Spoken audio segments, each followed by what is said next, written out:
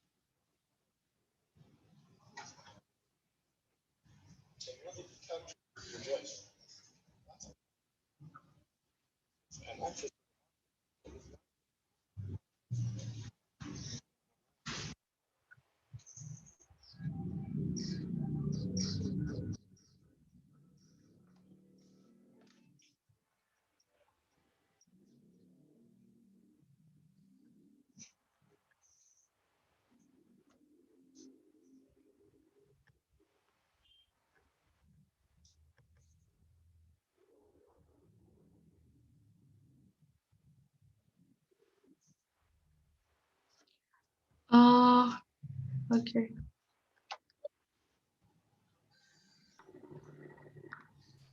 Okay. Well, once again, thank you for all of the audience, all of the participants that already joined this first meeting that we have from Youth and Land Asia.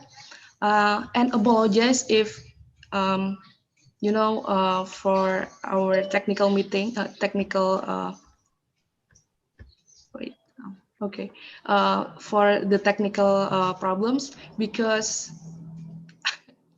to be honest, this is our first time, but um, it's still okay because we have our amazing speaker because they are very inspiring from India and Indonesia.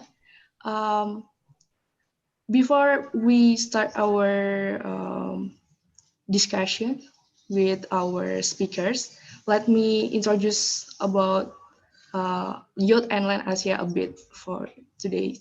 Um, Wait here.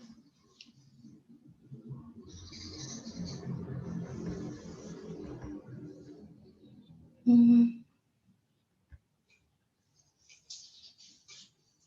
Can you see my screen?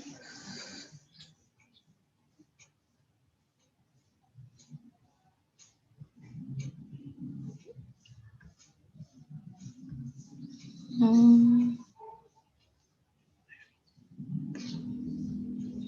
oh, this one.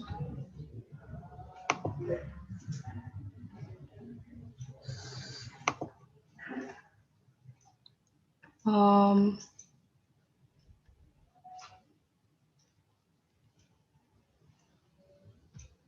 okay. Can you see my screen? Yes, I can see your screen, Banove. You can see it. Yes. Okay. This is our PPT. Mm, Well, actually, I can see your screen, but it is not a PowerPoint file or presentation file. oh, okay. Oh, wait. Um, this one and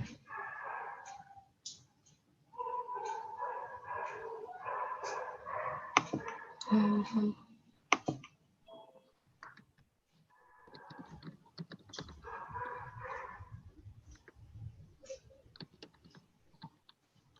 is it? I don't think it's working, right?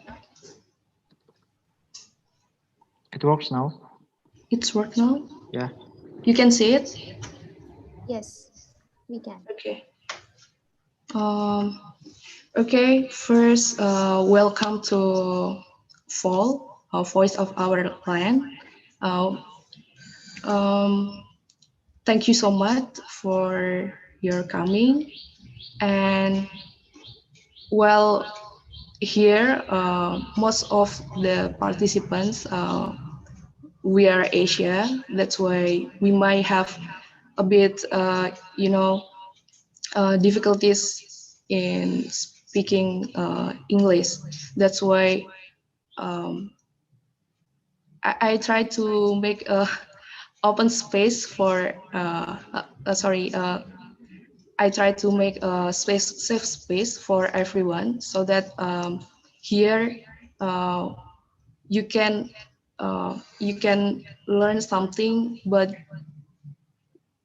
in the same times you are trying to improve maybe your English, having new friends, and don't be afraid to ask something if it is.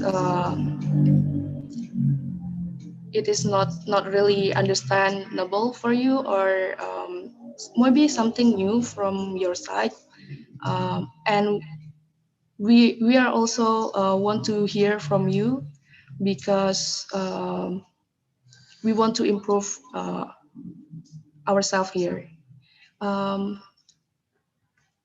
um, the next one, who is Youth and Land Asia. Well, Youth and Land Asia is a youth-led platform for of organization and individual working in Asia to advance the right of youth to land. We are part of ILC, International Land Coalition. This is a global alliance of civil society and intergovernmental organizations that work together to put people in the center of lands. Um,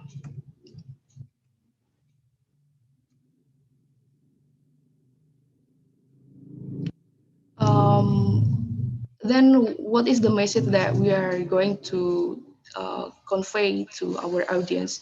Um, Here, we want to have a youth inclusion on people-centered land governance with our mission to realize the poverty reduction, decent rural livelihood, and other things.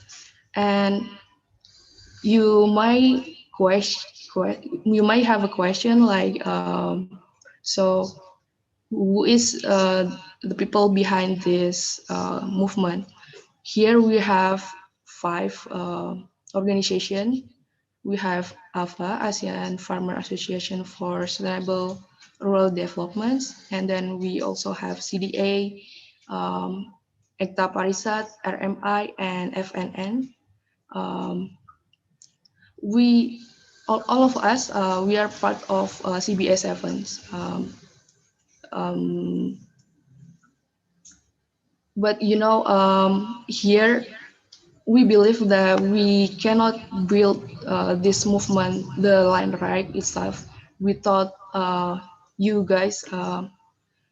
That's why we are welcome to anyone, individuals or organization that want to collaborate, want to join our movements.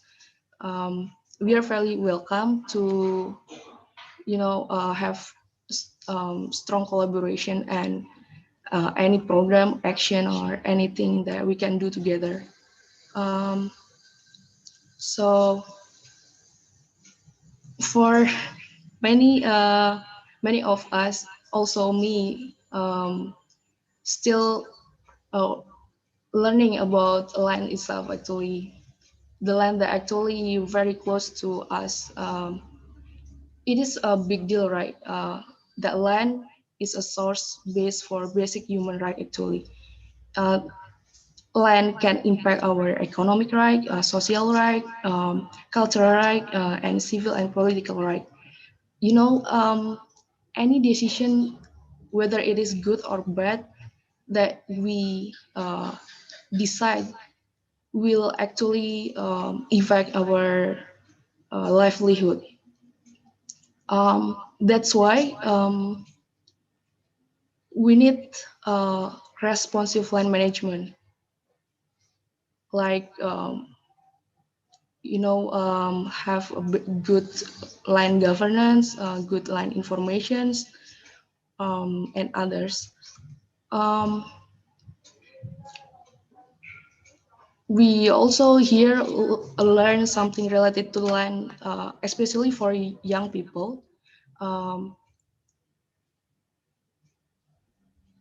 Land actually can impact our economic right that I've mentioned before. Like at least there are four basic human rights that really impact by the land management. For example, the first one, in economic, land for livelihood, the workplace or economical assets and others.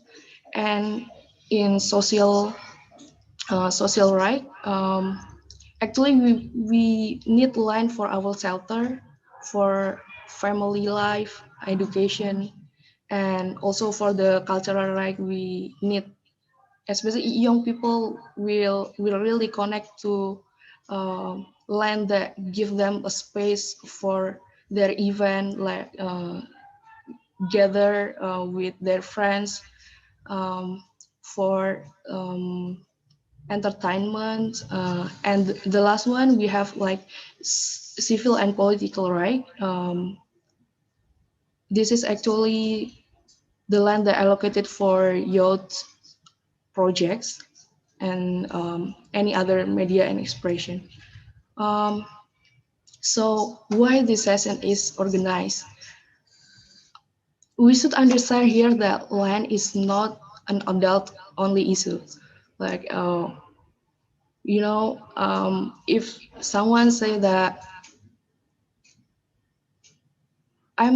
for example, I'm 80 or 60, but I'm also part of young people because I have the spirit of youth.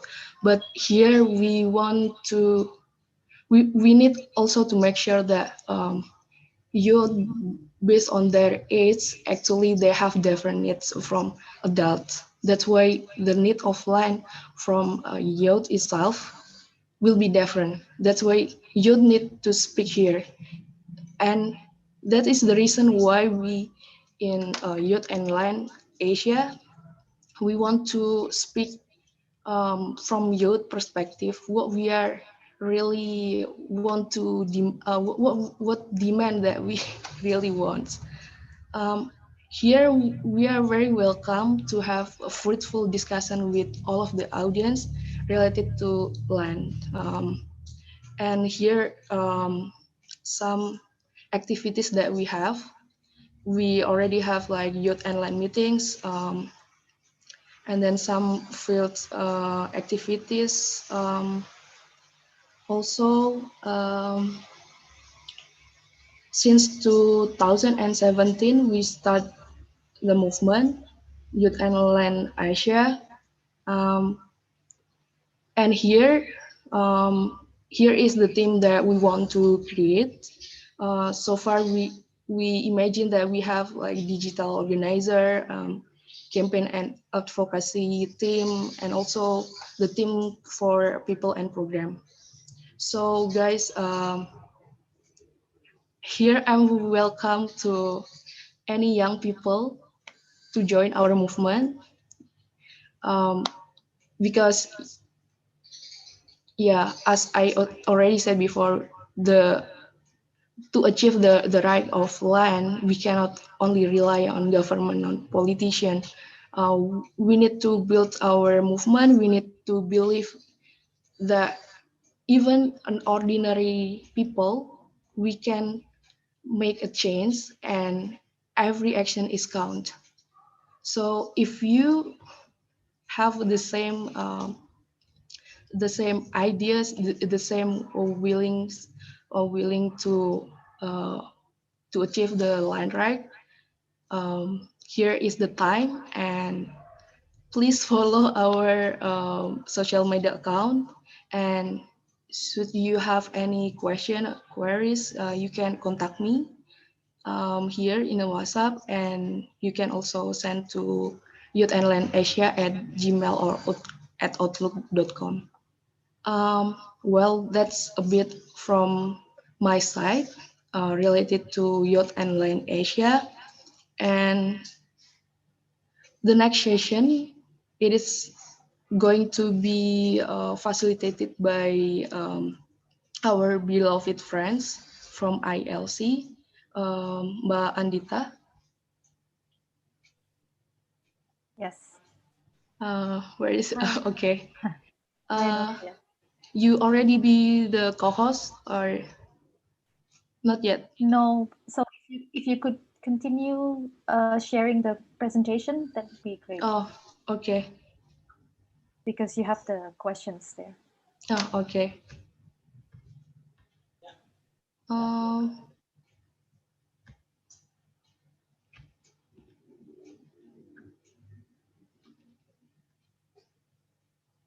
can you see my screen now? Yes.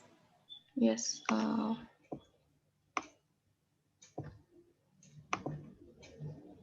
Mm,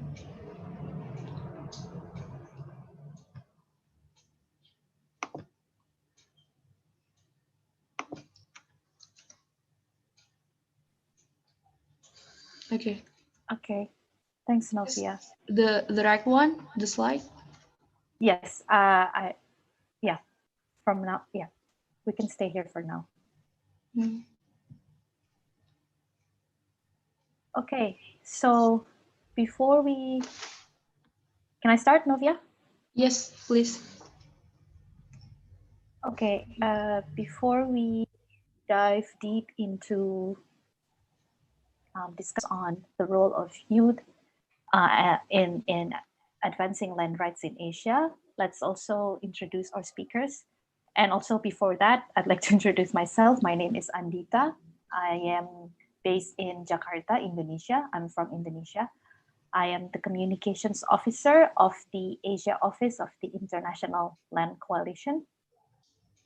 And like Novia previously explained, a coalition of civil society and also international organizations working on land rights. The Asia office is based in Bogor, Indonesia, and RMI, the Indonesian Institute for Forest and Environment, is also a member of ILC, and so is Ekta Parisha. So today we have three wonderful speakers who will share with us what land means for them. And before we do that, I would like to introduce the three of them. We have Guraf and Piuli, Guraf, Piuli, and Supriyadi. So as you can see in the screen here, there are 4 questions that I'd like to ask each of our speakers so that we can better understand their story. And let's start with Guraf. Guraf, are you there? Yes, I'm here. Okay. Hi, Guraf. If you could please introduce your name, your organization, and also I have these 4 questions for you, just like what is being displayed on the screen. First up is your nickname when you were a child and maybe a little story behind it. Second one is your hobby. Third one is who are the people that have influenced you to join youth movement. And lastly, your current activities as a youth. So I know that seems like a lot, but I'm pretty sure you can, uh, you know, help us better understand your life as a youth land activist. So please, Gaurav, the floor is yours. Thank you. So my name is Gaurav Jaiswal. I'm based in this place called Sivni. Sivni is a district place which is located in southern part of central Indian state, which is called Madhya Pradesh in India. I work with an organization called Agrini, and our core work is in education. So we're doing this for last 7 years now. Other than this, I am involved with a few movements. One of them is called Shiksha Satyagrah, and Shiksha Satyagrah is focused to make education a political issue in India. Other than that, I'm also involved with this movement called Kisan Satyagrah. Kisan Satyagrah basically focuses on ensuring MSP, which is minimum support price for agricultural produce. And we also just started a political initiative. And idea of this initiative is to help youngsters find political spaces and contest elections at local level in village level parliaments and small town level parliaments. So this is it. I do not have a nickname. I don't know what to do with that, but Okay. yes. My hobbies are to write poetry. I write poetry. I read poetry. I listen to music. I sing, specifically protest songs, and yes, this is it. Thank you, Gaurav. I hope I'm pronouncing your name correctly now. That's Uh, okay, thank you for that. And next up, we have Piuli. Are you there, Piuli? Hi, Andita. Yes, I'm here. Hi. Hi. Am I pronouncing your name correctly? Yeah. Okay, Piuli, the floor is yours. If you could please tell a little bit about yourself, your name, organization, and also maybe answer um, all of these questions or just a few of them. Thank you so much. So my name is Piyuli, and I'm from a city named Bhopal, which is located in central India. Uh, so I am part of an initiative called Anant Mandi, which is basically a youth initiative that is trying to promote the culture of sustainable living in urban areas like Bhopal city. So I'll be speaking about that later in the presentation. So that is one, and then I'm also part of this. Another initiative called Collaborative Holistic Schooling, wherein we work with urban kids on, we work with them on different life skills, and we basically organize experiential learning sessions with them over weekends, over vacations, and it basically caters to the life skills that are generally missed out in regular schools. So that is one, and then I'm also part of this um, organization called The Optimist Citizen, which is a media organization and which runs a purely positive newspaper. So I am partly involved with them. Um, and yeah, that's pretty much. And apart from that, yes, I'm also I volunteer with some of the activities of Ekta Parishad and Happiness Society and all of that. So my nickname, so I'm basically a Bengali, and in Bangla, my nickname is Borsha, and in Hindi you call it Varsha. It means rain in English. So the story behind it is so basically. Me and my brother, we are twins, and we were born in the month of July, and it was raining very heavily. And just at the moment when we were born, it stopped raining. So we were named at that moment as Badal and Varsha, which means clouds and rain. So yeah, that's the story Wow. behind my nickname. And my hobbies, generally, I like listening to music, I like to sing, and I like talking to my friends. So that's it. Who are the people who have influenced me for this initiative, for this movement? So lots of people. I think first of all, the farmers that we are associated with, I think their work influences us a lot to build our initiative better. Then my professors from my university, a few professors from whom I learned about Gandhian principles, Gandhian ideas. So I think those professors are also an inspiration. Then there is this environment activist in India, very renowned. Her name is Vandana Shiva. I follow her a lot, and I think her ideas, her thoughts really inspire me a lot. So yeah, these are a few names, and yeah, current activities I've already mentioned. So that's it. Thank you. Thank you so much, Piuli. That was a really inspiring story behind your name. Next up, our last speaker, the third speaker, is Supriyadi. Supriyadi, are you there? Yeah, hello, Bandita, Piuli, and Gaurav. Hello. Hello. Okay, Supriyadi, the floor is yours. If you could tell us a little bit about yourself and also answer these questions. Thank you. Yeah, first of all, I want to thank Youth Online Asia and NMI. I really happy to be here to share my stories and my experience as well. So, looking at to the first question, at the nickname. So, well, actually, when I was a child, I used to be called Yadi, and it doesn't have a specific meaning behind it, but it's only the Yadi. It takes from my last name Supriyadi. So Yadi is my nickname when I was a child, and then my current activities during this pandemic time.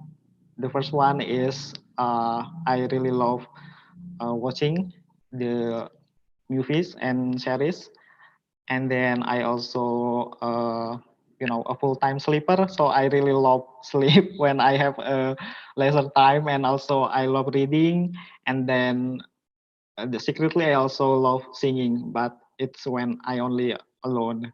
And then my current activities, well, actually, I work for RMI, the Indonesian Institute for Forest and Environment, as a research and knowledge management since November 2018. And yeah, besides my full time job as the NGO worker and I also have another experience and another activities such as uh, with my friend I conduct a pro bono services to to help the local communities to better manage their activities in the educational settings in one city in West Java. But during this pandemic time, sadly, it must be stopped. And then next to the last question, who are the people that have influenced you to this movement?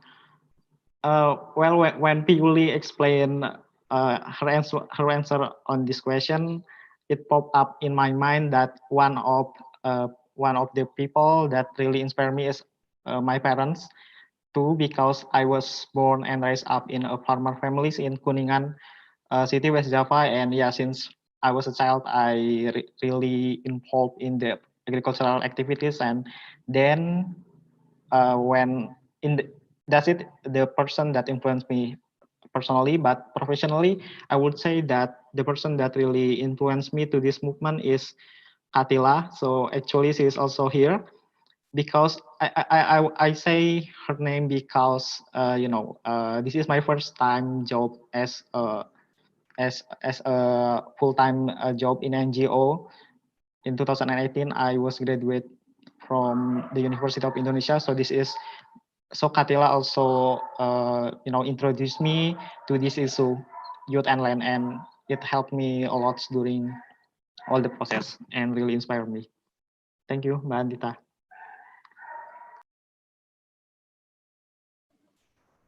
Thank you, Supriyadi, for sharing your story.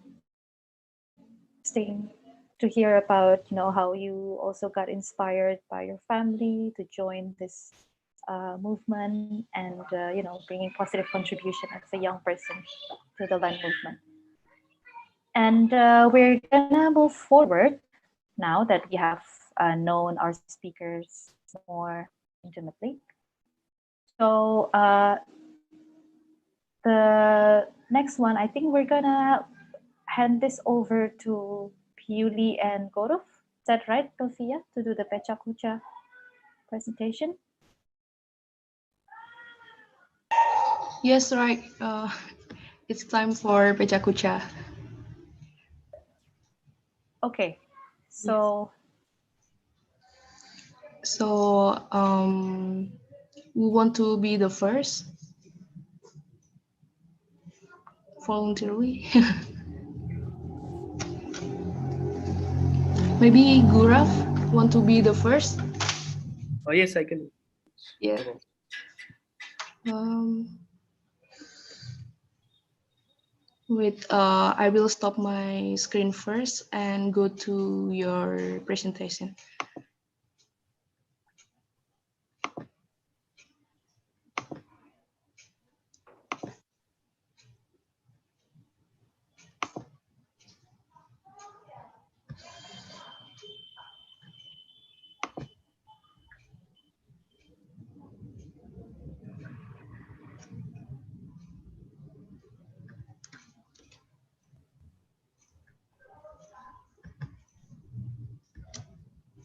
Can you see my screen?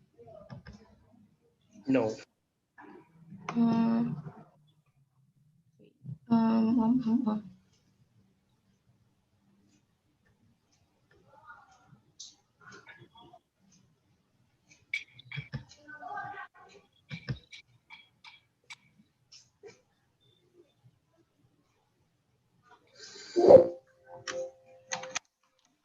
Okay, this one, right?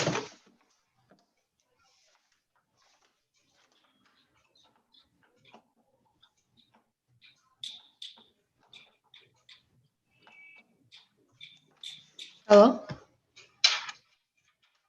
Yes, we can see your screen now. Uh, can you see my screen? Your picture? Sorry, your presentation?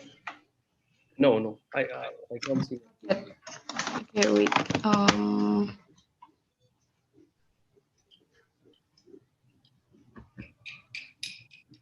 Well, I'm so sorry because I'm still learning No, this no problem. device. I can also share my screen and do the presentation if Yeah. it is fine. Is it the right one?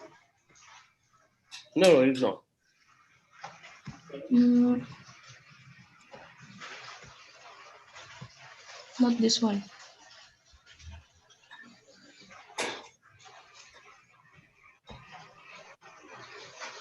Oh, okay. Maybe, sorry to interrupt Okay, you, that's Gaurav. okay. Do you have the presentation yourself?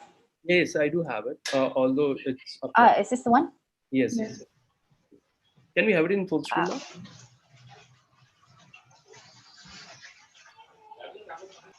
Sorry? Can we have it in full screen? Like, Oh, um, because this one in PDF,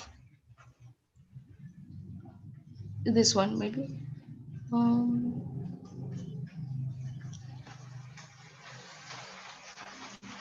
oh, okay. fine. This is also good. No, no one. Let's Okay. do it this one.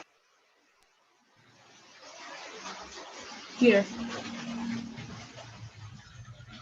Perfect.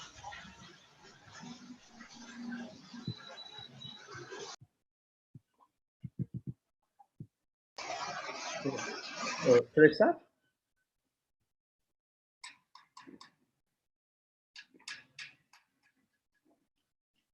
Uh, can I start? Yes, please go ahead. Thank you. Thank you. Uh, so I'll be talking about the ongoing farmers' protests in India. So right now, there's this farmers' protest going on across India. Protests epicenter is in Delhi right now. Delhi, which is the capital city of our country, and all the borders of the city, at the borders of the cities, these groups of farmers are sitting on road for almost 2 months now, and they're demanding to repeal the three new farm bills that were passed by the parliament, and enact another new law which is called MSP Guarantee Act, which means Minimum Support Price Guarantee Act. So this protest has been going on for last 2 months, almost last 2 months now. But it started in June 2020 when government passed like government brought in three ordinances. So in Indian parliamentary system, like in Indian government system, government can bring in legislative changes through ordinances also. So once an ordinance is issued, it becomes a law. But but government also have to like get the same changes passed through the parliament within 6 months. This is the procedure. So in June, government brought in three such acts and three ordinances, and these three ordinances were basically uh, around two things actually. One is agriculture produce market system, and second was uh, uh, agriculture produce stock limit. So what government did was, so initially there was something called there's something called mandi system in India. Mandi system. So mandis are farmers markets. These are the places where farmers take their cultivated agriculture produce, and traders also come to the same place, and then trading happens. So whatever farmers produce, they take the cultivated agriculture produce to mandis. In mandis there are registered traders. Every mandi has registered traders, and they also come to the same place, and it is the place where trading happens. So one big change that government did was that this trading now can happen out of mandi. Also, this trading can happen anywhere, and anyone can procure and anyone can sell uh, agriculture produce. One do not have to uh, be a registered trader in a mandi. It was one of the major change. Second was that government uh, kind of changed an act which was called Essential Commodities Act, under which some agricultural produces were listed as essential commodities, and there was a certain stock limit to all these agriculture produce to stop hoarding, uh, which is like illegal stocking of agriculture produce. So government kind of took off that stock limit, and now it is open that anyone can stock any amount of agricultural produce. And this is how. So these are the major two changes, and along with it, there was another third ordinance which was around contract farming. Um, no, which was basically guidelines of the new guidelines for contract farming. So when these changes got enacted through the ordinance in June, a bigger discussion across countries started. Uh, and this discussion was around the merits of these changes, merits and demerits of these ordinances. Most of the farmers organizations were not happy with these changes, and the reason was that these changes were going to end the mandi system. Mandis, and as you can also see in the presentation's picture, that most of the agriculture experts also forecasted the same thing, that these changes will actually finish the mandis which are actually agriculture uh, produce markets owned by farmers. And this is why farmers organizations were against it. Initially, when it started, farmers organizations started talking to local governments and tried to communicate with the national government, but it didn't happen successfully for multiple reasons. And that is why when it didn't happen, uh, farmers organizations started uniting, and they started protesting on ground. In September, can we have the next picture, please? Yes. Uh, in September 2020, like in June, ordinances came, and as I mentioned earlier, that government has to get these ordinances passed through Parliament as bills, as laws, to continue enacting of the changes.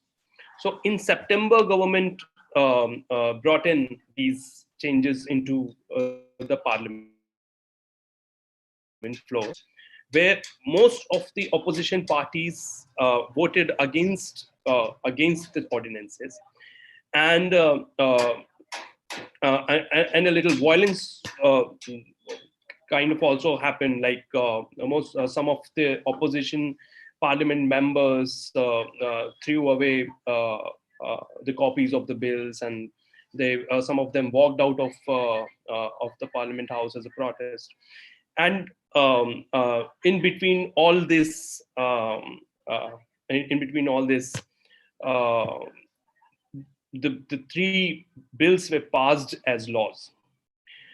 Everyone, like farmers organizations, were expecting that if opposition parties can unite and vote against the laws, laws will not get through the parliament. It will not become the ordinance will not become laws. But it didn't happen because in parliament the laws were passed, and then these laws were like enacted across the country. After this, farmers' protests started happening uh, across the country, specifically in two states. The majorly were in two states, the two northern states of Haryana and Punjab in India.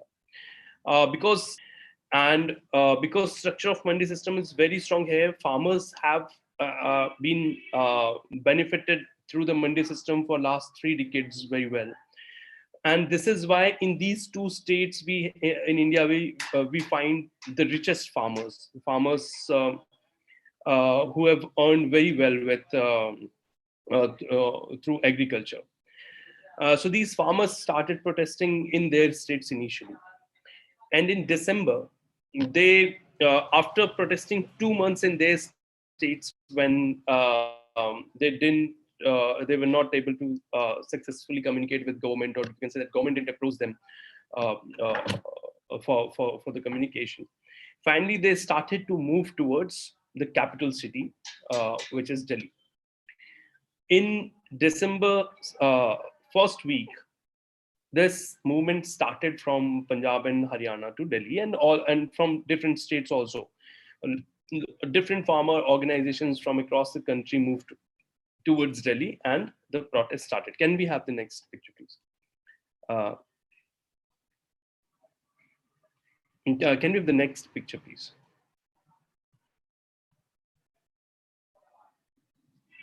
Okay, so this is how the protest started, and so initially farmers were expecting to enter Delhi, which is the capital city, and find a place there to protest, but government stopped them to enter Delhi. And this is how these different farmer organizations sat down in Delhi borders and uh, started protesting there only. After which government started negotiating, because these farmers were very large in numbers. If I quote a number, I think there are more than 2 lakh, uh, which is 200,000 farmers in Delhi borders right now.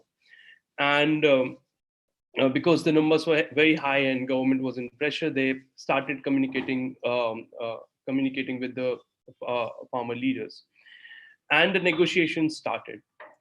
Uh, till now, there have been 10 rounds of talks that has happened between the farmer leaders and the government.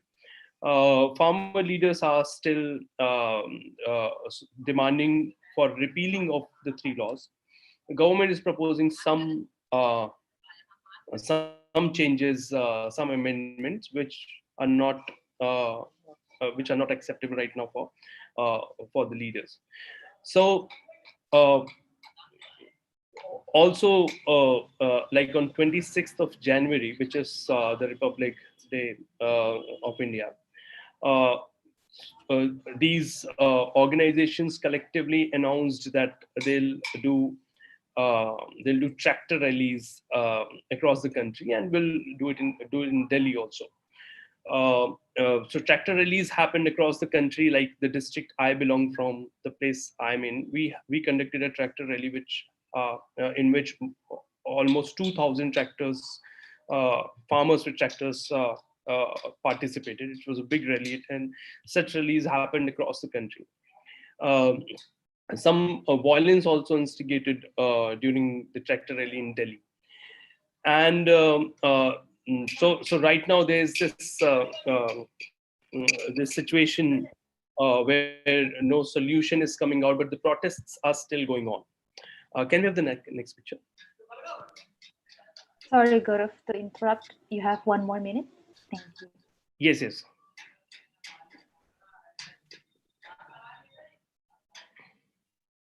Uh,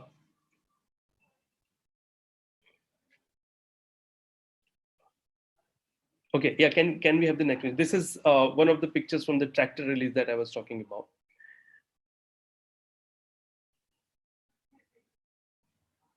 So can we have the next picture? Yes. So looking at these movements from or actually three important perspectives, I think. One is youth, second is women, and third is land. So from youth perspective, I think this movement has played a very important role in politicizing youth farmers in India. So, for an example, the tractor rally that I was a part of, there was the 70% of the farmers that participated in were young farmers. And in India, there was a problem that most of the youngsters, the next generation of farmers, were leaving agriculture. And I think this movement has played a very important role to engage young people into farming, and specifically not only farming but farming legislations also.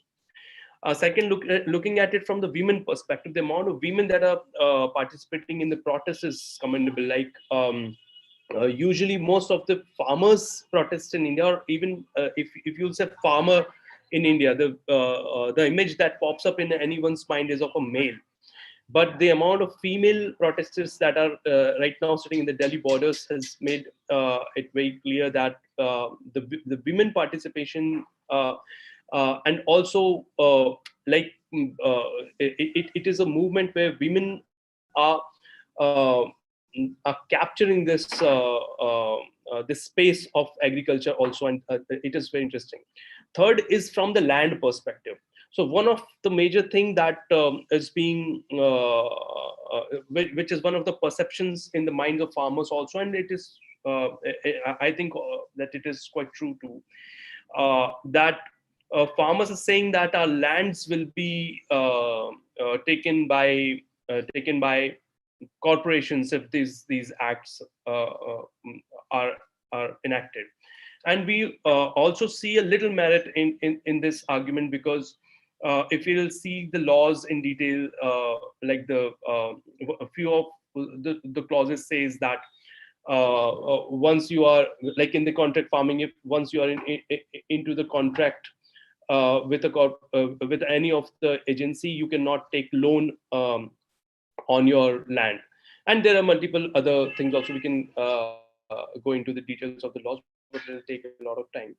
So I think from the land perspective also, it is also it's one of the fear of the ownership of land, which is there in the farmers' minds right now, and which is one of the reasons behind farmers being very scared of these three laws. So I think this is it about the three laws. This is it about the farmers' protests going on in India, and I'll be happy to have questions.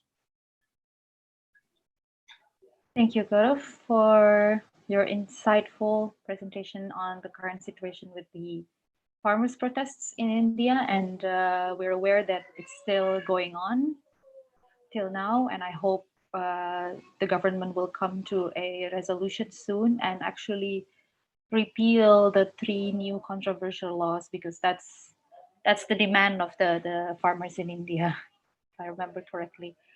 And we're gonna move on to our next speaker, which is Piuli. But before we do that, maybe it's important to note that you know, Gaurav Gaurav just introduced us to this new innovative method of presentations, which in which he didn't actually have PowerPoint slides like what we usually see, and so instead he uses these images to, I think, to help us to also capture our attention, and also to help us understand what, you know, the situation is like in India, and also to understand the topic that he was presenting as well. So thank you, Gaurav, for that interesting method, which is, I think, called Pechakucha. And our next speaker is Piuli, and Piuli is going to talk about Anand Mandi, which is an initiative to build a community believing in a healthy and sustainable living, while at the same time enhancing the economic empowerment of local communities. So, Piuli, the floor is Andita, yours. can you make me Yes. the co-host? I can share the presentation. Yeah, so while I speak, I'll just. Okay. Novia, can you do that? Because I am also not the host. But I think, Piuli, you should be able to share your screen even though you're not the host or co-host. Just Can try. I see the option?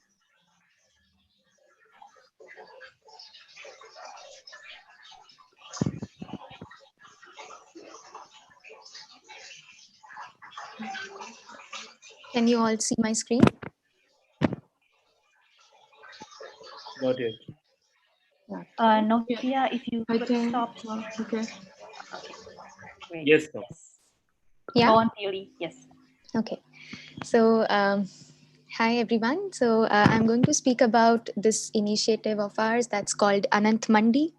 And as Andita introduced it well, that we are a youth-run community which is trying to promote the culture of sustainable living in urban areas, and also along with that enhance local economy, promote local businesses, promote the work of people who are doing sustainable farming, producing other sustainable products. So that's the broader idea.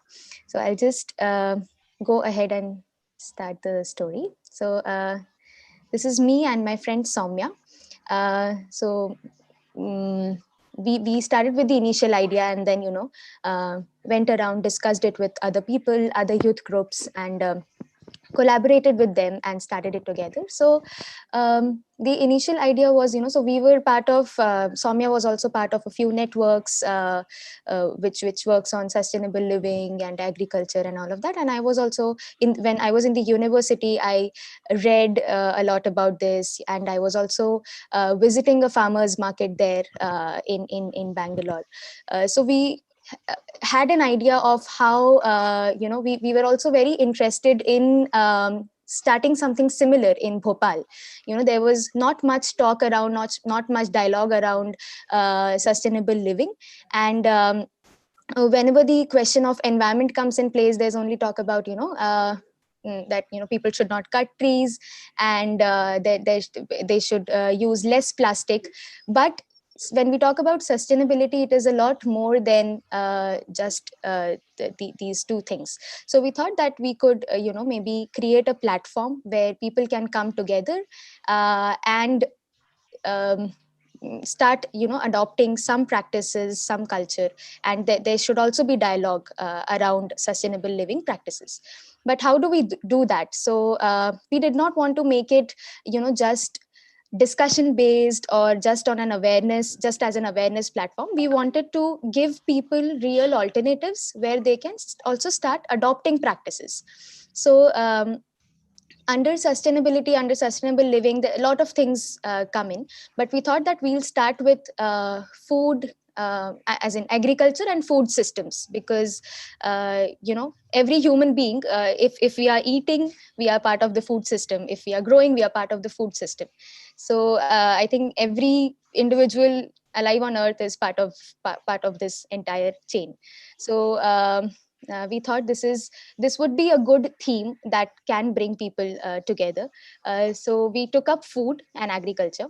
And since we were majorly based in an urban city, so we thought that what can we do with these two things, agriculture and food system? So we people in the city are not the ones who are growing food, and also the kind of society that we have built up now, I think youth like us living in urban areas are also very away from this entire dialogue around agriculture and food. We do not even know where our food comes from.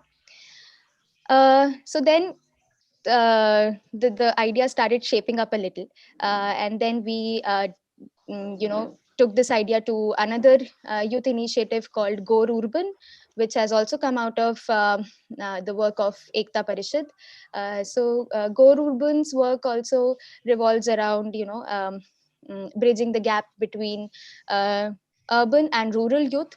So they organize a lot of youth camps, take youngsters from the city to different villages, and they organize camps there, understand farming systems, and meet the village communities. And also one of their ideas is to enhance and build up local rural economies. So when we took this idea to the Go Urban team, I think there was a similarity in our thoughts, and we thought that we could collaborate and do this together. So mm on one end, so we when we talk about sustainability and agriculture, organic farming comes into place. So we one idea was definitely to promote organic farming, sustainable farming, and from both ends. So as urban citizens, we are mostly consumers. Right now, we are not growing food, and we are mostly consumers. We are eating the food. So we could, provide an alternative to people wherein they start adopting, as in they change their food choices and also change the sources from where they buy food. So a platform that would bring that would make organic food available to urban consumers. So that was one part from the consumers end. Then on the other hand, there are so many farmers. We also knew a couple of them. We had visited their farms around Bhopal. So these farmers, they are practicing organic farming, but they do not have a space in the regular markets, in the usual mandis, regular markets. But they are practicing a good form of farming, as in sustainable farming. So there is this gap. On one end, there is lack of availability of organic food for the consumers, and on the other end, the farmers do not find a visibility in the regular markets. So we thought that we could bridge this gap, bring farmers and consumers together in a space wherein the farmers can also sell their products uh, at a fair price and do not get exploited, as well as the consumers also get an option, get an alternative where they could start adopting the practice of consuming organic food. And when we bring people together in a physical space, a lot of interactions happen, a lot of knowledge exchanges happen. So there is this relationship building that is also happening between farmers and consumers. So this was the idea, and we started our first farmers market, organic farmers market, in February in 2019. Um, so there were around 7 to 8 farmers from around, in and around Bhopal who got associated with us, brought their products, and it was a day-long event that happened. And incidentally, we found out that there was so much demand of organic food in the city, and so many people were just looking for a space where they could get something of this sort. So the response was great, and people started asking us that whether this is a one-off event or are you going to continue this. So our idea was definitely to not stop it there, and make it a regular affair as well. Then then we collaborated with this place called Gandhi Bhavan in Bhopal.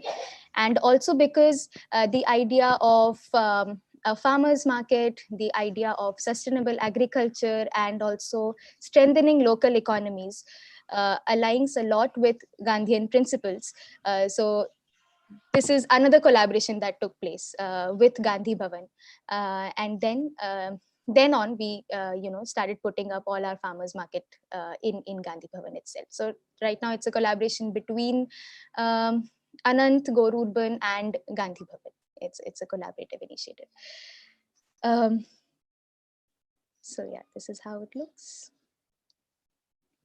So this is definitely one part that we want to promote organic food, and we want to provide a space for farmers to sell their products, and also as I said, at a fair price, and enhance their economy. So buying and selling of organic food is definitely one part. Consumption of organic food is one part. Then when we talk about food choices, when we talk about changing people's behavior, we also need to see that they develop a taste for it. So we focus a lot on dishes, cooked food dishes, wherein we invite people. It's an open platform wherein people can come and cook healthy and traditional food recipes, and put up their stalls at Anant Mandi. So it's not just about buying organic food. How would you develop a taste for it, and how would you make this shift in your behavior? Once you start developing a taste for it, once you start developing an interest for it, it would take you closer to adopting that behavior. So we focus a lot on serving healthy food dishes to people as well.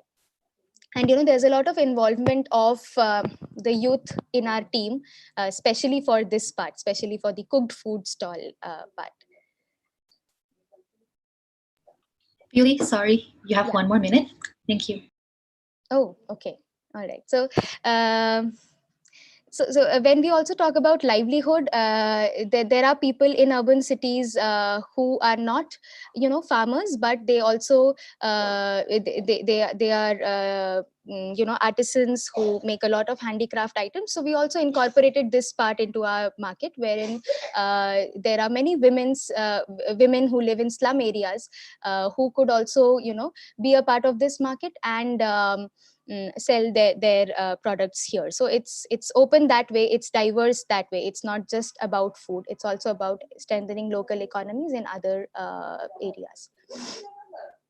Then how do we bring people in? We do a lot of this is one thing that we focus a lot, bringing diversity, and we keep doing a lot of activities here so that people from different walks of life, artists, then musicians, and a lot of people can come together. And then how can we initiate a dialogue with them around food? So it's diverse that way, so that we do not only have people who are interested in organic farming, interested in organic food, but we have other people also coming in here. And as you can see, here is so the different stakeholders. There are young farmers, there are young customers, and the team that organizes also comprises of a lot of youngsters here.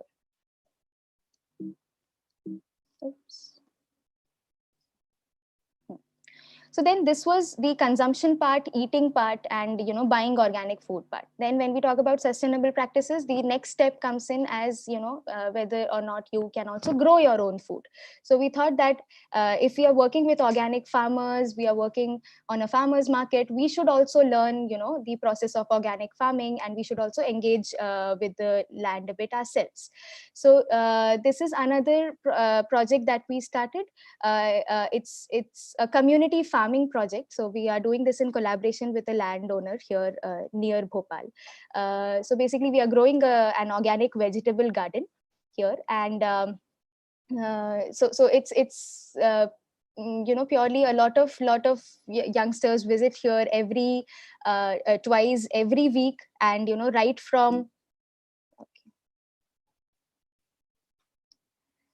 from planning the layout to putting it down on the land, then preparing the seeds, preparing the soil, and of course planting the seeds, and taking care of the garden later. So all of these processes we do. So this one we had started last year in October.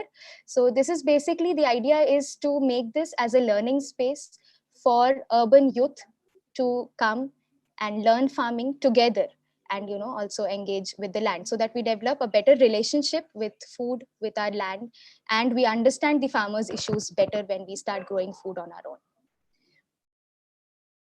So yes, in the past 2 years, it's been 2 years since we are doing this. So we have been able to build a lot of relationships between people, consumers, farmers, youth, and artists, and other kinds of people. Around every market has a footfall of 150 to 200 people coming in, talking to each other, and buying and selling stuff. So that relationship building has happened, that community building part is happening. And as you can see, a lot of youngsters have found their own space in this initiative, in this platform. They come up with their own. One of the significant impact that has happened is people from this team, people from our team have gone out to start their own bakeries with healthy baking products, start their own dairies, and they have gotten a direction, they have gotten an interest area, and then now they are also coming up with their own new initiatives. So that way, this space is very flexible for youngsters to take ownership of little things that they wish to do around sustainability. And yes, so the community seems to grow, and a lot of things are in the pipeline. It's just been 2 years for us as of now. So that's it. Thank you. Thank you, Puri, for the wonderful presentation. I think it was really inspiring to see how so many young people in India are interested in, where our food comes from, and also interested in the sustainable way of farming, especially knowing that we are on the brink of really serious climate crisis today. So yeah, thank you for that inspiring story. And because we are a bit behind now, I'm going to move forward to our next and last speaker, which is Supriyadi from RMI, the Indonesian Institute for Forest and Environment.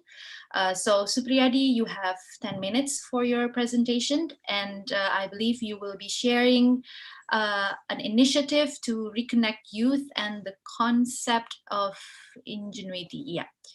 So Supriyadi, you have 10 minutes. The floor is yours. And after this, we will have a quick Q&A session with our speakers. Thank Okay. you. I think my screen can be seen by the others participant, right? Yes, we Okay. can. Okay, my presentation today is entitled "Reconnect Youth and the Concept of Indigeneity." And then this is the second slide. This is me. This is not so looking cool young man that holding the microphone. This picture was taken in early 2020 when I was a researcher for a project that is called food and indigenous food system. It is a research project that it is a collaborative research project. Sorry, I mean that has been conducted by RMI and Food and Agricultural Organization in 2020. Okay. Uh, Basically, the research findings from this FAO research will be the initiative that inspire me to share the contextual background about all of my presentation. And then the other initiative that I will talk to you guys is about the Being and Becoming Indigenous project. It is a regional project that is implemented in the Philippines and Indonesia in 3 indigenous communities. And then yeah, this project basically is a collaborative project as well that managed by RMI and Voice Global. Let's talk about a little bit about the RMI itself. RMI is RMI was established in Bogor in 1992, and the vision of RMI itself is to realizing the uh, people sovereignty over the land and natural resources. When we talk about the people, it means we try to be inclusive. So that's why we also try to engage more participation from men and women in the process. And here are several activities that we conduct. The first one is community organizing, and then policy advocacy. And the third one, it is about campaign or outreach. So RMI, it's not only work at the rural areas, but we also engage in youth, either indigenous or non-indigenous, in the urban area. So we try to create a link between the indigenous in urban and rural. And then the next part, we also actively engage in the local empowerment activities. Okay, this picture is actually in a short course, one of the campaign or capacity building activities that RMI that has been managed by RMI, and this is the third short course, I guess. And since it was first established in 1992, RMI has a concern to the youth issues, especially because when the consideration in mind, there it is estimated that in the next 5 years there will be 1.5 billion uh, young population in the world, where majority of them reside in the rural, and then the majority of that population as itself also comes from the sub-Saharan African and Southeast Asia, which is Indonesia is one of part of the Southeast Asia region. So that's why RMI also has a strong consideration when it comes to manage their project. So the youth involvement is also one of our concern. And then since we talk about the youth and land issues as well, we can say that since RMI work closely with the indigenous youth and local communities in primarily in Java Island, we see that the indigenous youth have have an advantage, I guess, because they have very comprehensive indigenous ecological knowledge or traditional ecological knowledge that hand in down from one generation to generation. But sadly, when I took a research, when I made like I mentioned before, of our research, this research also try to assess the future perspective of the community. In this picture, this is the future generation, the children of Kasukuan Cibeduk indigenous peoples, and this research finding suggests that there is a missing link to the indigenous knowledge amongst the children and indigenous youth. And it is a sad fact because, as the indigenous knowledge and also their ancestral wisdom has been a valuable source to their natural resource management for years. And then when we also assess when we also talk to the indigenous children in Kasupan Cibeduk through a variety of games, and also we also taught the children in the class, we get their aspiration that basically they want to still live in the rural areas in the future, but they have a perception that the agricultural sectors is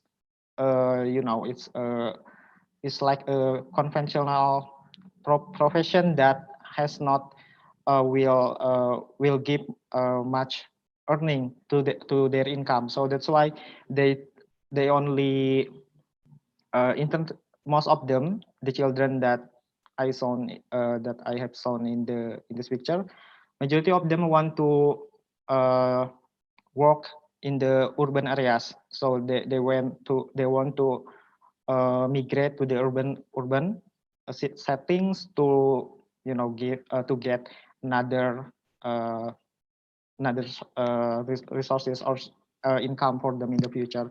And these children these children is a thirst it this is 13 years old boy is among the smallest majority of the children that still want to work in the Kasuan Cibeduk and manage their natural resources. Again, it give me the thought provoking information, and the sudden fact that because there is only still uh, few majority only few the children that want to still work and cultivate it in their land. For the indigenous peoples, I think that there will be a condition that it's called a double burden, because when we talk about the indigeneity concept, there is still a lot of negative stigma towards the indigenous youth, such as uh, whether if I use the technology such as the information, such as the internet and handphones, whether I still could be called as an indigenous, because there are a lot of people out there that thinks that indigenous peoples live in the more isolated uh, settings, or in a place, or in the middle of the forest that is fully protected. And then but in the fact in Indonesia, but not only in Indonesia, but maybe it also applies in other countries, the indigenous peoples is only right now is also accessing the local market, and also they use the social media. And this kind of the perception somehow makes the indigenous youth feeling is not comfortable when they are say that they are indigenous as a part of the indigenous community. And this is one of the main context or the problems that we want to try to be tackled or dealt with this program. This program that I have mentioned before, being in becoming indigenous or BNB.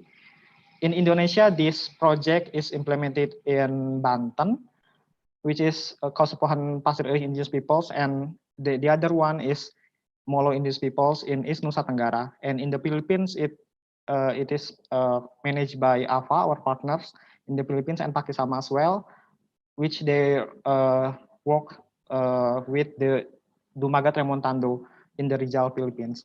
So basically, the main concept of this project, BNB project, is try to initiate and collect the initiative of the indigenous people, because after we work with them last year until now, we think that the participation of indigenous youth in the public space is still limited because they want to do it, but because they do not have the opportunity, they didn't get another chance to do it in the community. So yeah, because their voice is never heard and they're still visible in, oh sorry, I mean invisible in the eyes of the elder generation in the committee. And also we try to assess that the indigenous people basically is still use technology, and that's not changes their status as the indigenous people. Okay, this activity is conducted in the Pasir Ris, Kasuan Pasir Ris indigenous peoples, when they try to create a socio-economic platform, especially ecotourism, or yeah, they try to and utilize and conserve their natural resources and their customary forests as as educational tourism platform. So this pictures in the lab is their effort to documenting their medicinal herbs and their it's like another plants, traditional plants that never been introduced to the youths right now. And then in the second one is the capacity building for the youths. So we also offer and provide them some leadership training activities to them. So we also invite another organization outside the indigenous youth to share their knowledge between the indigenous youth and non-indigenous youth. So that's more a collaborative way and more comprehensive process in it. And when I talk about uh, um, the use of the technology right now, I think the the technology and information is advancing time from to time, and it is, I think we cannot really escape for them. So that's why instead of we utilize by the technology or modernization, why we don't try to utilize that technology for our interest, such as in Pasir Ris, there are a compact, that's a local community organization of indigenous youth in Pasir Ris indigenous community. They recently tried to share their information regarding their traditional activities, and they present to the public who they really are and try to change the mindset of the non non indigenous peoples outside. And then in the left side, in the right side, you can see this is a TikTok logo. So they also, especially in the indigenous youth in Pasir Ris, they try to use TikTok or following the trend to promote their tradition as indigenous youth. We we also really engage with the indigenous youth because we can say that they are really following the trend and the technology more than the older generation. And then, So clearly, sorry, I'm sorry to interrupt, but you have 1 more minute, please. Thank okay, you. okay. This last three slide, this is the initiative that is conducted in the Philippines. In this activity, in the website, they try to retracing their traditional knowledge regarding their disaster preparedness and mitigation, because in last November they have a typhoon. So in their activity, they got gathered the older generation, young generation to learn each other about the indigenous knowledge about the disaster mitigation. and they also actively participated in the disaster relief processes, such as distributing the aids to others victims in the community. And then the last one, the committee that also involved in this program is Lakwat Kujawas. This is our committee partners in East Nusa Tenggara in Molo.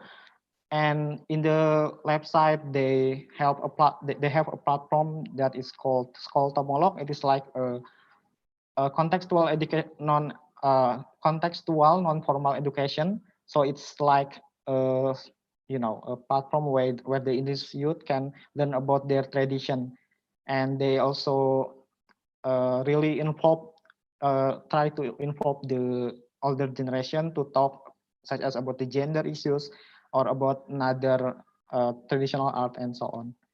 So basically, we come to our last slide.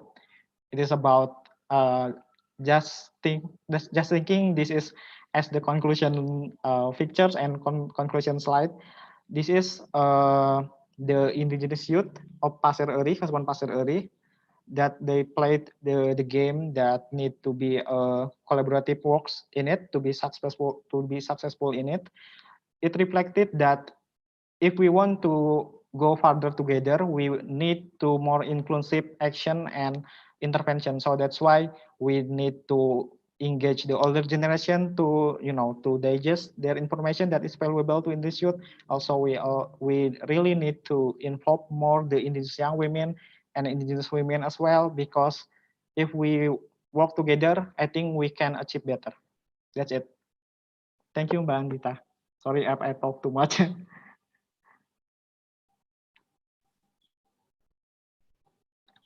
Thank you for your presentation. It's great to hear about your experience in working with indigenous youth in Indonesia, and knowing that many of them are still interested in farming, even though you said that a lot of young people, especially Indonesia, a huge country with more than half of youth population, and like you said, it's sometimes young people don't see farming as an appealing job opportunity, but knowing that a lot of especially indigenous people with their traditional knowledge, they're still interested in farming and protecting our planet is a great story. So thank you everyone for sticking out to the end of our three presentations, and we're a bit behind with time, but I would like to give an opportunity for everyone to ask questions to our speakers. And right now, I will take two questions. You can direct your question to any of the speakers, and maybe we'll give the speaker 1 minute to answer. And you can please go ahead, you can unmute yourself and ask the question, or you can also use the chat box and type your questions in there. I'm giving the floor to anyone who would like to ask.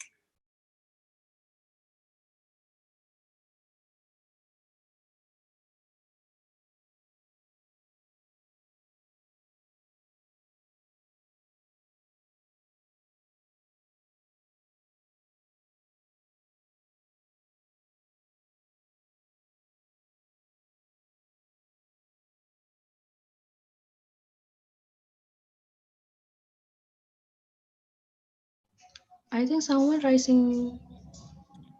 Oh, Nadira. Sorry, Novia. I think Nadira raised her hand. Oh, sorry. Yeah, Yeah. I did. I didn't realize it. Nadira, you raised your hand. Would you like to Yeah. ask a question? Please go ahead. So I would like to ask my question to Puli and Gura. So I'm really curious about what's the most or your biggest challenges that you face in your area, because sometimes youth people have the tendency to like maybe they feel lazy, or maybe they feel like I don't feel like doing it, or maybe that's so traditional and stuff. So I am having a really hard time to like influence my other friends to like at least live your life more sustainably than now. You know what I mean? So I would like to hear from your perspective in your area. Thank you. Thank you, Nadira. I think that's a wonderful question. So, actually, we also belong to that category of people who think that we become lazy sometimes, or we think that um, why should we do this? And the entire world, the media and social media, it's actually creating a different kind of aspiration for you, which is not nowhere close to the kind of things that we are talking about. So what I can tell you, so since you already put up this as a challenge, I would like to tell you how do we cater to this. So we try to make all of these things look very vibrant, look very trendy, and something that youngsters should participate in. So if you the pictures that I had shown in my presentation, if you see in that, the entire ambience is really happy, vibrant, diverse, and yeah, actually. And there are a lot of different things happening here. As I said, that it's not only about, it's not like we go around talking to people about, no, you should eat organic food, and you should also try growing something at your places. We don't kind of try to push these ideas into them. Instead, the approach is to create a vibrant space wherein people just come for fun sake, for happiness sake. And then when they come here, we try to slightly and of course, because the ambience is such that there are farmers in here, there are a lot of food products here, there are dishes that you generally do not eat at home and in other restaurant.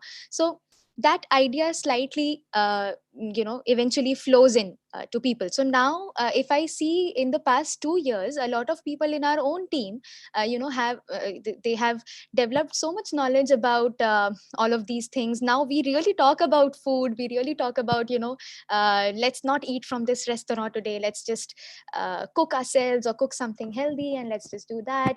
And these conversations have actually started beginning. Now we also go on our holidays, and on days when we are on a break, we go to farms. So we don't go to party and all of that, we visit a farm. And so these are things that the thing that I'm trying to say is that you need to make it a happy place for people to come in.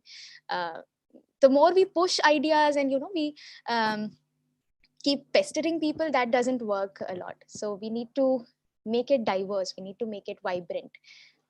So that's my answer to it. Thanks a lot, Peely. Thank you. Thank you, Pioli. Does anyone want to ask questions to our speakers? I'm giving the floor to anyone. I'm not seeing a blue hand.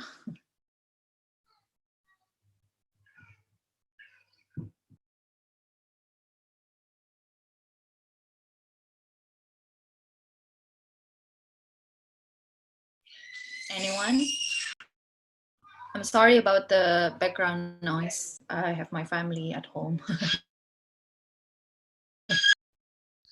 Maybe Gaurav, would you like to answer quickly? Just to share your idea of relating to Nadira's question earlier. How do you get people to be motivated to join the movement? And then Supriyadi, you can also share your story as well. Fine. So I'd just like to share an example. During the lockdown, we have been part of farmers' movements for very long, and most of these movements were like very traditional ways of protest, like uh, um, you know, doing rallies and protesting on ground, like that. But when lockdown got over, and not completely, but there were restrictions on doing public demonstrations and all. So, and it was a time when farmers have to sell their agriculture produce, and they were getting very less a price for that. So it was a time when we had to like go on ground and do the protests and pressurize the government to ensure minimum support price with the restrictions. So what we did was that we decided to take the movement online. and that is how the whole idea of Kisan Satyagraha came up. That and we decided that if political parties are going online, the political processes are happening online. Most of the youth is online. Why not attempt an online farmers movement?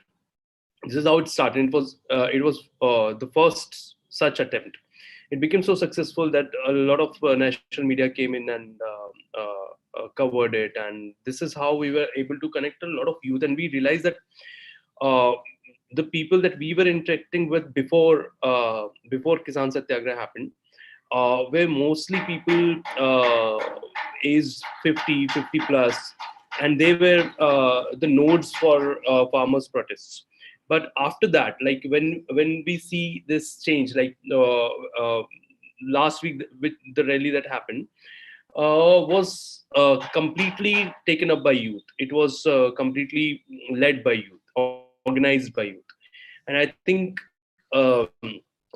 this is what was coming to my mind when this question was asked. That if we think innovatively and try to find the ways uh, uh, to ways that appeal youth, it works.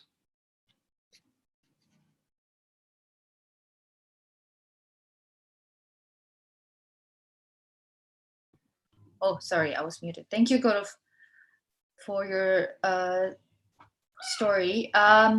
We have another question in the chat box from Sokjoin. So this question is to Piyuli. How many youth groups and members in your organization? How many are they? Aside from farming activities, do you have any? What are other activities? And some case studies to share beside Alright. your. Definitely, Pili, you will be able to share more materials online or through email. Yeah. Absolutely. So Absolutely. Yeah. please go ahead, Pili. Answer quickly. Thank you. Yeah. So, talking about youth groups, actually, there are multiple names here. There's Go Urban, there's Anant, there is Ansh Happiness Society. So these are different volunteer groups that had started, but it it has a lot of people and similar people in all the three groups. As in, I am also part of Go Urban activities, of Ansh's activities, and also Anant activity. So. As in talking about members, there are also, we are not a registered organization yet. It's just as an initiative, and there are a lot of people, lot of volunteers who come as a part of it. So as a dedicated team, we have around 4 to 5 people working in the core team. But apart from that, whenever there is a bigger event, or there is a there is some like workshop or 2-day event or sort of that. So that in that, there are a lot of volunteers who come in. So around 20 to 25 volunteers become a part of such events. But apart from that, there are 4 to 5 people working as a dedicated team for this. So these are the major two activities that we have. One is the farmers market, and another is the community farming project. Apart from this, these are only two. Apart from this, there are a lot of things in the pipeline that are getting planned. And case studies, so are you talking about case studies of farmers, or case studies of some youth members in our team? I'll be able to share case studies of both of them, but maybe not here, maybe later on some other social media platform. I can provide some resources to you.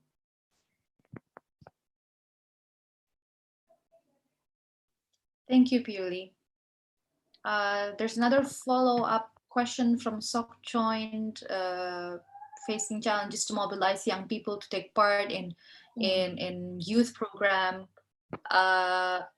Maybe just one last answer. Maybe we go to Supriyadi because he hasn't shared his thoughts. I think this last question from Sok Joint is a bit similar to the first question from Nadira, which is, what is it that really motivates youth in your respective environment? Of course, the environment in India and Indonesia are very different, and in Cambodia as well. Cambodia being in Southeast Asia, perhaps. Supriyadi coming from Indonesia have like a more you know, a similar story, or maybe you, Supriyadi, you can share your approach in mobilizing young people. You know, what is really the effective method to mobilize young people to join land movement? Supriyadi, are you there? Yes, I'm here. Okay, please go ahead if you'd like to share. Yeah. Okay. Thank you, Mbak Andita and Sok Choi in Cambodia for your question.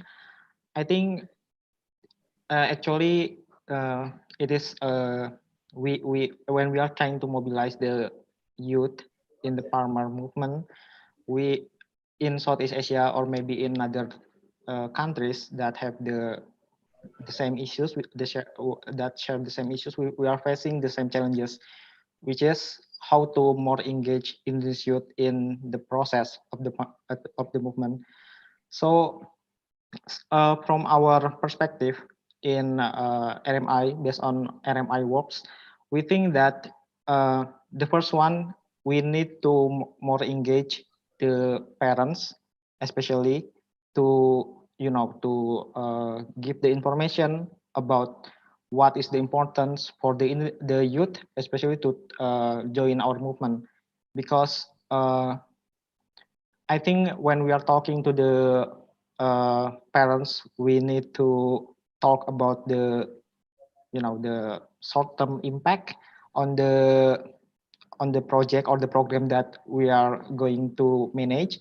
So I think when we are talking to the parents, we need to talk about what kind of impacts either the youth or either to the parent itself as a farmer or the community, about what kind of the benefit if their children, if their child can involve in this community, since RMI itself have a diverse and intensive work with the parents in the context of indigenous youth and also in the local communities.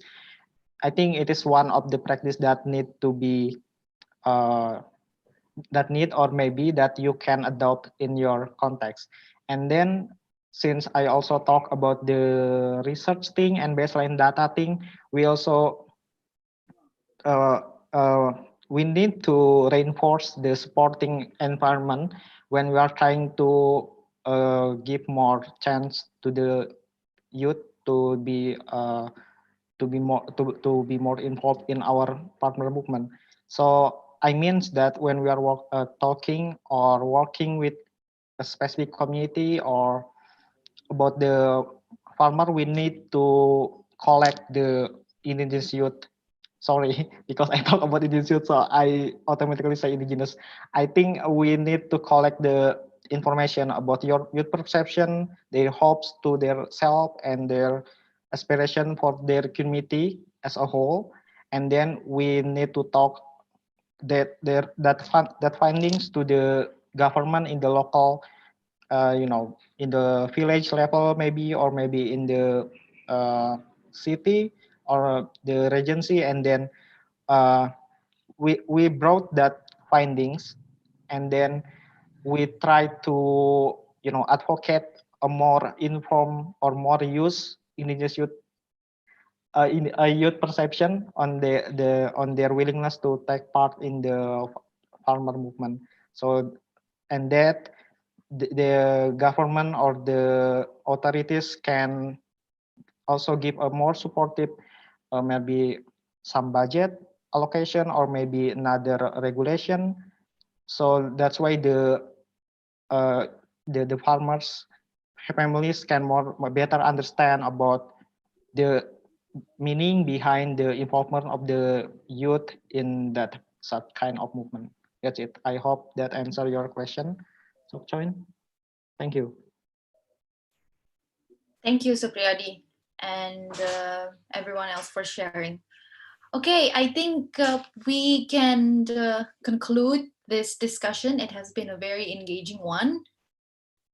So we are ready to close. And please, everyone, think if you have any more questions or if you'd like to contact any of our speakers, please feel free to do so. I am just going to paste the address of the Youth and Land Asia initiative in the chat box. We can also share the presentation of the speakers to you if you'd like to have a little more reading. And I am going to hand over to Novia to close the discussion. And thank you everyone again for coming and really engaging with us.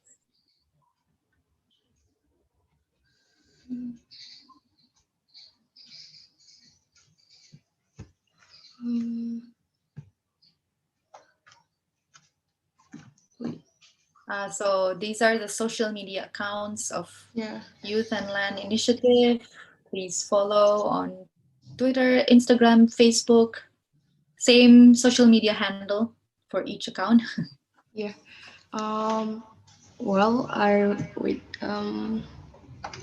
want to say thank you so much for Mbak Andita from ILC Asia, who has facilitated our discussion today, and also for our amazing speakers from Indonesia, Supriyadi, from India, Piuli and Gurav, and also for people behind also like Manda from digital team.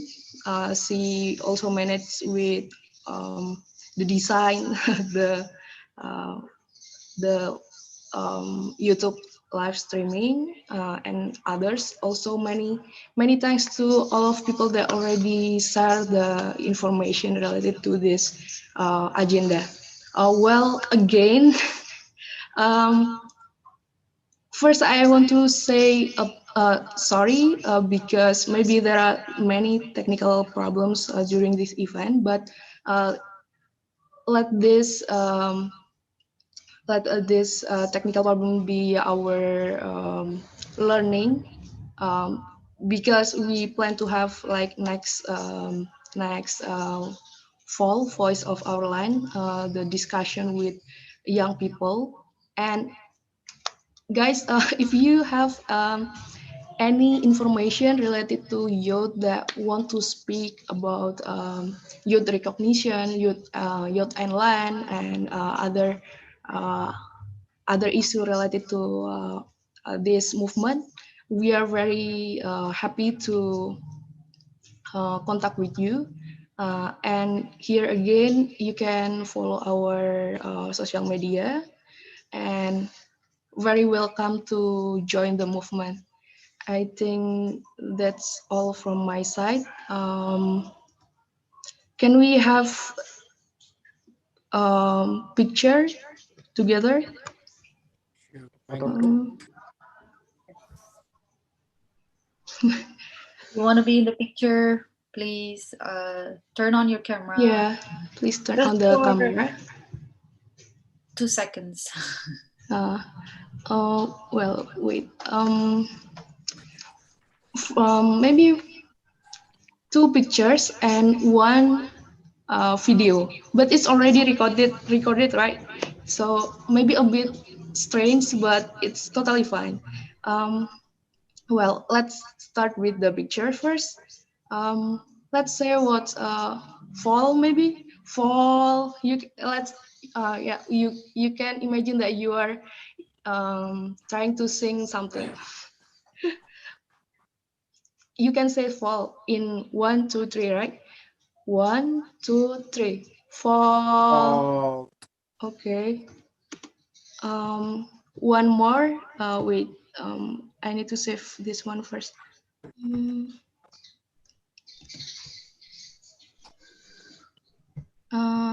Okay. The next one, I will count until 3. 1, 2, 3. Fall. There is no voice. Oh, I think we want to build our movement, but first we need to gather our spirit. One, two, three. For Oh. okay. Thank you so much. Um,